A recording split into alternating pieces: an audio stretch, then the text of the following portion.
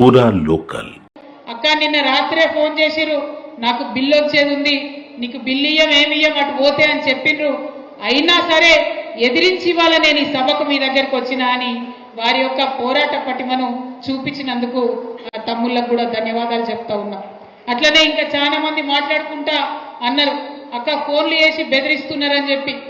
అన్న జుబేర్ అన్న ధైర్యంగా ఉండు, ఎవరెవరు బెదిరిస్తున్నారో వాళ్ళ పేర్లు బరాబర్ పింక్ బుక్లో రాస్తాం, ఇడిచిపెట్టేదైతే ఉండదు, అందులో ఏమీ ఆలోచించద్దు.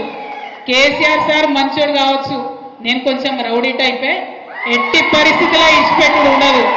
ఇక్కడికి బాన్స్వాడలో మిమ్మల్ని సతాయించి మిమ్మల్ని పోలీస్ స్టేషన్కి ఈడ్చినటువంటి ఏ ఒక్కరిని కూడా నేను మాత్రం క్షమించే అవకాశమే ఉండదు. పింక్ బుక్ బరాబర్ పెడతాం, అందులో పేర్లు రాస్తాం. అది అధికారులు కావచ్చు, నాయకులు కావచ్చు, ఎవరిని కూడా వదిలిపెట్టాం.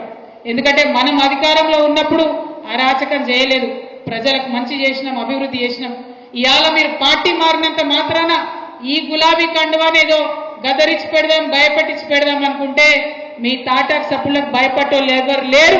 మీ తాత, మీ ముత్త, మీ జేజమ్మ దిగొచ్చినా కూడా భయపడేటోళ్ళు ఎవరు లేరన్న విషయాన్ని మీ అందరికి కూడా సభాముఖంగా నేను తెలియజేస్తా ఉన్నాను.